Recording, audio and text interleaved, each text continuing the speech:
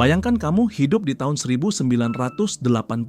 Kamu bekerja keras sepanjang tahun, dari fajar hingga larut malam, dan di akhir tahun, total penghasilanmu adalah $194, bukan sebulan, setahun penuh. Untuk konteks, di tahun yang sama, hampir setiap negara di Afrika lebih kaya dari Cina. Seorang buruh di Uganda, seorang petani di Sudan, mereka secara ekonomi hidup lebih baik dari rata-rata warga Cina. Cina bukan sekadar miskin. Cina adalah salah satu negara termiskin di muka bumi. Sekarang lompat ke hari ini. Ekonomi Cina menembus $20 triliun untuk pertama kalinya. Negara ini memproduksi lebih dari sepertiga barang manufaktur dunia, memimpin dalam mobil listrik, panel surya, dan kecerdasan buatan. Dalam waktu 40 tahun, satu masa hidup manusia, China berubah dari negara yang lebih miskin dari Afrika menjadi penantang serius Amerika Serikat. Ini bukan sekadar kisah sukses. Ini adalah transformasi paling menggelisahkan dalam sejarah modern. Pertanyaannya bukan hanya bagaimana mereka melakukannya. Pertanyaan yang lebih dalam, apa harga yang harus dibayar? Dan apakah keajaiban ini atau ilusi keajaiban ini akan bertahan? Hari ini kita bongkar tuntas. Mari kita bedah anatomi dari kebangkitan ini, dari titik paling gelap hingga puncak yang menyilaukan, hingga retakan yang mulai terlihat di balik permukaan yang mengkilap. Untuk mengerti seberapa luar biasa kebangkitan Cina, kita harus paham dulu seberapa dalam lubang yang mereka mulai. Bukan sekadar miskin yang purba, yang mengakar, yang sudah berabad-abad. Ketika Republik Rakyat Cina berdiri tahun 1949, pendapatan per kapita nasionalnya hanya sekitar $27. Mayoritas rakyat hidup dalam kemiskinan ekstrim. Ini bukan kemiskinan tidak bisa beli gadget. Ini kemiskinan tidak yakin bisa makan besok. Lalu datang serangkaian bencana buatan manusia, bukan bencana alam, bukan invasi musuh, melainkan keputusan-keputusan ideologis yang menghancurkan jutaan nyawa dengan tangan bangsa sendiri. Pertama, lompatan jauh ke depan tahun 1958 hingga 1962. Sebuah ambisi gila untuk mengindustrialisasi Cina dalam semalam. Petani disuruh meninggalkan sawah dan melebur panci jadi baja di tungku belakang rumah. Hasilnya, gagal panen massal dan salah satu kelaparan terburuk dalam sejarah manusia. Puluhan juta orang meninggal, bukan di medan perang, bukan karena wabah, melainkan karena kebijakan yang lahir dari keangkuhan ideologi. Kedua, revolusi kebudayaan tahun 1966 hingga 1976. Satu dekade kekacauan politik yang melumpuhkan sekolah, universitas, dan ekonomi. Sebuah generasi kehilangan pendidikannya direnggut oleh paranoia kekuasaan. Maka di tahun 1978, inilah potret Cina yang sebenarnya. 770 juta orang hidup di bawah garis kemiskinan. Tingkat kemiskinan di pedesaan mencapai 97,5%. Hampir semua orang desa miskin. Bayangkan, jika kamu mengambil 100 orang acak dari desa Cina saat itu, 97 diantaranya miskin. Ini bukan negara berkembang, ini negara yang nyaris kolaps dari dalam. GDP per kapita Cina lebih rendah dari Sudan, lebih rendah dari Bangladesh, lebih rendah dari hampir semua negara di Afrika. Ini bukan retorika, ini adalah kenyataan yang tercatat dalam data. Tapi justru dari titik paling gelap inilah cerita kita dimulai. Karena dari lubang yang sedalam ini, seseorang harus mengambil keputusan. Dan keputusan itu, seperti yang akan kita lihat, mengubah sejarah dunia. Tahun 1978, seorang pria bertubuh kecil, tinggi hanya 152 cm, mengambil alih kemudi negara dengan populasi terbesar di dunia. Namanya Deng Xiaoping. Dan dia bukan seorang idealis. Dia adalah seorang pragmatis, dan pragmatismenya melahirkan satu kalimat yang akan mengubah arah sejarah. Tidak peduli kucing itu hitam atau putih, selama dia bisa menangkap tikus, itu kucing yang baik. Artinya, lupakan dogma, yang penting hasil. Kalau pasar bisa membuat rakyat makmur, pakai pasar, meski itu label kapitalisme. Inilah lahirnya kebijakan reformasi dan keterbukaan Gaige Kaifang. Ini adalah palu logika yang menghancurkan dikotomi ideologi yang selama 3 dekade membelenggu Cina. Bukan soal isme, bukan soal label, soal apakah rakyat bisa makan atau tidak. Kunci pertama reformasi ini dimulai bukan dari istana kekuasaan di Beijing, melainkan dari sebuah desa kecil yang hampir tidak ada di peta, sebuah desa bernama Xiaogang. Tahun 1978, 18 petani desa Xiaogang membuat perjanjian terlarang ditandatangani dengan cap jempol darah. Isinya, mereka akan membagi tanah komunal dan setiap keluarga boleh menyimpan kelebihan hasil panennya sendiri. Saat itu, ini bisa dihukum mati. Mereka bahkan membuat klausul, jika ada yang ditangkap, yang lain akan merawat anak-anaknya sampai dewasa. Mereka tahu risikonya, dan mereka tetap melakukannya, karena lapar lebih menakutkan dari hukuman. Hasilnya, panen mereka melonjak drastis dalam 1 tahun. Pemerintah alih-alih menghukum, justru mengadopsi model ini ke seluruh negeri. Insentif sederhana, kerja lebih keras, dapat lebih banyak, melepaskan energi ratusan juta petani sekaligus. Tapi tunggu dulu, jangan terlalu cepat mengira ini adalah kisah tentang kebebasan individu yang mengalahkan sistem.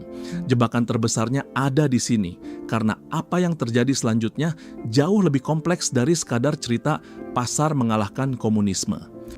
Kunci kedua adalah sebuah eksperimen yang lebih berani. Cina menciptakan laboratorium kapitalisme di dalam tubuh negara komunis yang mereka sebut zona ekonomi khusus. Yang paling terkenal, Shenzhen. Tahun 1980, Shenzhen adalah desa nelayan kumuh dengan 30.000 penduduk. Hari ini, kota berpenduduk lebih dari 17 juta jiwa.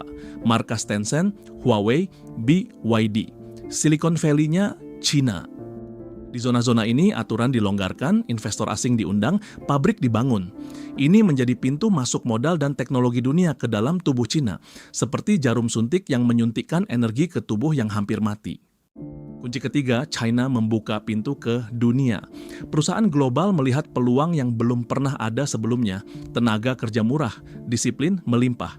Mereka memindahkan pabrik ke China, dan Made in China mulai membanjiri seluruh dunia. Hasilnya tercermin dalam satu angka yang sulit dipercaya. Sejak 1978, ekonomi Cina tumbuh rata-rata lebih dari 9% per tahun selama 3 dekade penuh. Bukan setahun, bukan 2 tahun. 30 tahun pertumbuhan tanpa henti. Tidak ada negara besar dalam sejarah yang pernah melakukannya. Ini bukan sekadar pertumbuhan ekonomi. Ini adalah anomali kosmik dalam sejarah peradaban manusia. Dan disinilah yang banyak orang lewatkan. Pertumbuhan ini bukan terjadi di ruang hampa.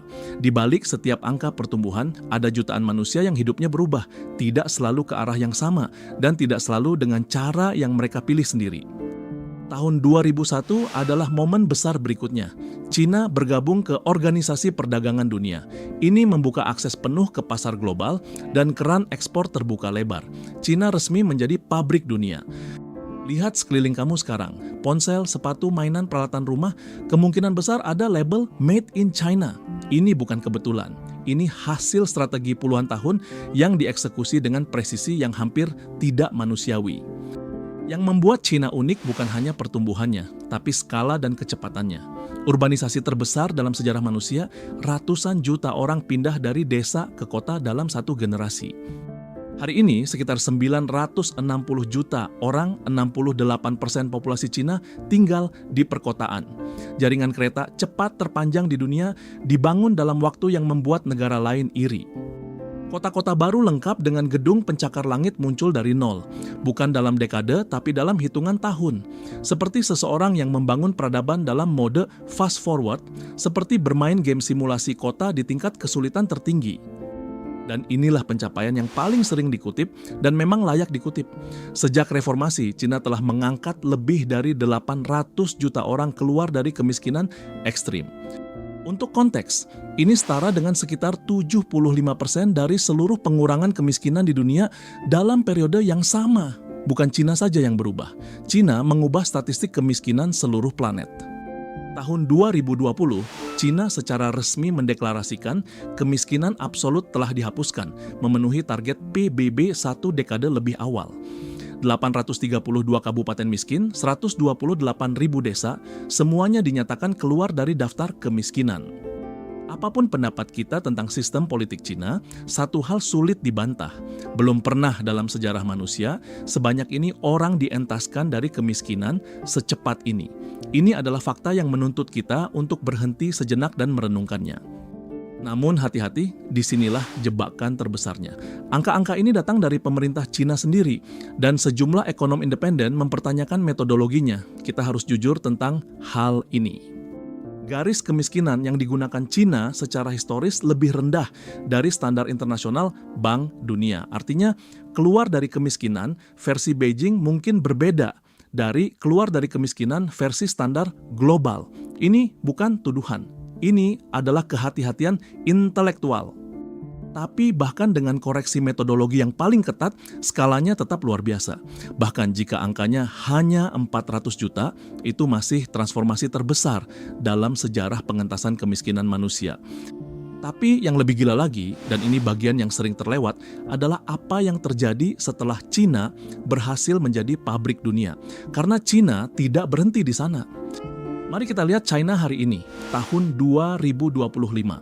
GDP menembus 140 triliun yuan, setara sekitar 20 triliun dolar untuk pertama kalinya. Ekonomi terbesar kedua di dunia secara nominal.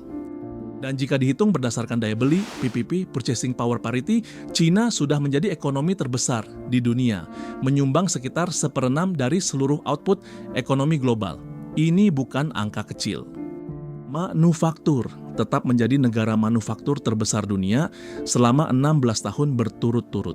Sektor ini menyumbang sekitar 25% dari ekonominya. Ini adalah mesin raksasa yang tidak pernah benar-benar berhenti. Perdagangan, surplus perdagangan Cina mencetak rekor, ekspor menembus angka triliunan dolar. Setiap hari ribuan kontainer meninggalkan pelabuhan-pelabuhan Cina menuju setiap sudut planet ini. Dan inilah bagian yang paling sering terlewat, teknologi. China tidak lagi sekadar merakit murah.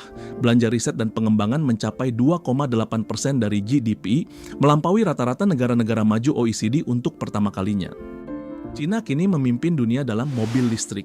BYD menyalip Tesla dalam volume penjualan, mendominasi rantai pasok panel surya global, semakin kuat dalam kecerdasan buatan, baterai, dan drone.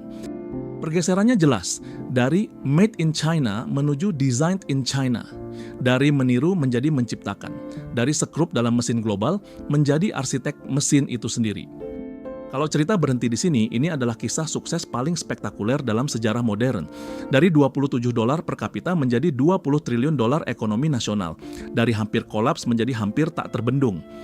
Tapi cerita tidak berhenti di sini, dan disinilah video ini menjadi benar-benar menarik, karena di balik permukaan yang mengkilap itu, ada retakan yang sudah mulai terlihat, dan beberapa diantaranya dalam dan mengkhawatirkan. Mesin yang membawa Cina ke puncak, utang besar-besaran, properti, dan investasi tanpa henti, kini mulai tersendat. Dan ketika mesin raksasa mulai tersendat, getarannya terasa sampai ke seluruh dunia. Retakan pertama, krisis properti. Selama puluhan tahun, Cina membangun, dan terus membangun. Properti menjadi tulang punggung ekonomi dan tempat keluarga menyimpan kekayaan, tapi pembangunannya berlebihan. Muncul kota hantu, kompleks apartemen kosong yang berdiri megah tanpa penghuni. Raksasa properti seperti Evergrande ambruk di bawah tumpukan utang yang tidak bisa dibayar. Investasi properti terus menyusut, menyeret kepercayaan konsumen. Bayangkan ini dalam analogi yang lebih sederhana. Kamu membangun 1000 rumah karena yakin akan ada pembeli. Tapi pembelinya tidak datang. Kamu sudah terlanjur berutang untuk membangunnya. Dan krediturmu mulai mengetuk pintu. Inilah bom waktu yang sedang berdetak. Retakan kedua, bom waktu demografi. Akibat kebijakan satu anak selama puluhan tahun, populasi Cina kini menua dengan cepat dan angka kelahiran anjlok. Makin sedikit pekerja muda yang harus menanggung makin banyak orang tua. Negara ini berisiko mengalami nasib yang paling tragis dalam pembangunan ekonomi. Menjadi tua sebelum menjadi kaya. Artinya, sebelum rakyatnya cukup makmur untuk menanggung biaya penuaan, beban itu sudah datang. Retakan ketiga, pengangguran muda dan hilangnya harapan. Pengangguran di kalangan anak muda Cina sempat menyentuh rekor tertinggi. Banyak lulusan universitas kesulitan mencari kerja yang layak sesuai pendidikan mereka. Muncul fenomena budaya yang mengejutkan, tangping atau berbaring datar. Anak-anak muda yang secara sadar memilih untuk tidak bekerja keras, tidak menikah, tidak berkompetisi. Sebuah perlawanan pasif terhadap sistem yang terasa tidak lagi memberikan imbalan setimpal. Dan fenomena involusi, kompetisi yang semakin keras untuk hadiah yang semakin kecil. Seperti berlari di atas treadmill yang terus dipercepat, tapi tidak membawamu kemana-mana. Bahkan pemimpin Cina sempat mengimbau pemuda untuk belajar menelan kepahitan. Tapi ada satu hal yang luput dari penjelasan tadi. Fenomena Tangping dan involusi ini bukan sekadar masalah generasi muda yang malas. Ini adalah sinyal eksistensial dari sebuah model ekonomi yang mulai memakan dirinya sendiri. Retakan keempat, utang dan deflasi. Bertahun-tahun investasi gencar meninggalkan utang pemerintah daerah dan korporasi yang sangat tinggi. Sementara itu, permintaan domestik lemah dan harga-harga cenderung deflasi. Inflasi Cina di tahun 2025 rata-rata sekitar 0%. Orang punya uang, tapi enggan belanja. Bukan karena tidak mampu, tapi karena tidak percaya diri dengan masa depan. Ini adalah paradoks yang mencekam. Kemakmuran yang membekukan dirinya sendiri. Dan ini membawa kita ke pertanyaan yang paling fundamental. Apakah angka-angka pertumbuhan yang dilaporkan pemerintah Cina benar-benar akurat? Pemerintah melaporkan pertumbuhan 5% di tahun 2025, tapi sejumlah ekonom independen meragukannya. Beberapa memperkirakan pertumbuhan real mungkin hanya 2 hingga 3%. IMF dan Bank Dunia memproyeksikan perlambatan ke kisaran 4% di tahun 2026, terbebani properti, utang, dan penuaan penduduk. Ini bukan tuduhan. Ini adalah kenyataan yang dihadapi semua ekonomi besar. Angka resmi selalu punya bias. Yang penting adalah kita membaca sinyal di balik angka, dan sinyal dari Cina saat ini tidak semuanya hijau. Tantangan terbesar Cina sekarang beralih dari model pertumbuhan ditenagai investasi dan ekspor ke model ditenagai konsumsi rakyat sendiri. Ini seperti mengganti mesin pesawat saat pesawat sedang terbang. Sangat sulit dan belum tentu berhasil. Dan disinilah yang banyak orang lewatkan. Di balik semua keretakan ekonomi ini, ada dimensi lain yang jarang dibicarakan secara terbuka. Dimensi tentang harga sosial dari keajaiban ini yang dibayar bukan dalam dolar, tapi dalam kehidupan manusia. Ketimpangan yang melebar, koefisien Gini Cina, ukuran ketidaksetaraan pendapatan, berada di atas level yang oleh para ekonom disebut sebagai level waspada. Negara yang mengangkat ratusan juta dari kemiskinan, tapi juga melahirkan miliarder dengan kecepatan yang mengejutkan. Kerusakan lingkungan, dekade-dekade industrialisasi tanpa henti meninggalkan warisan polusi udara, air, dan tanah yang masih harus dibayar oleh generasi mendatang. Langit abu-abu di kota-kota industri Cina bukan metafora, itu adalah kenyataan yang dihirup setiap hari. Dan keterbatasan kebebasan politik, pertumbuhan ekonomi yang luar biasa ini terjadi di bawah sistem satu partai yang mengontrol informasi, membatasi oposisi, dan bagi sebagian pengamat, menjadikan rakyatnya sebagai sekrup yang sangat efisien dalam mesin negara. Ini adalah trade-off yang setiap bangsa harus pertimbangkan sendiri. Tidak ada jawaban mudah, tidak ada model yang sempurna. Setiap keajaiban punya harganya, dan pertanyaannya adalah siapa yang membayar dan apakah mereka memilih untuk membayarnya.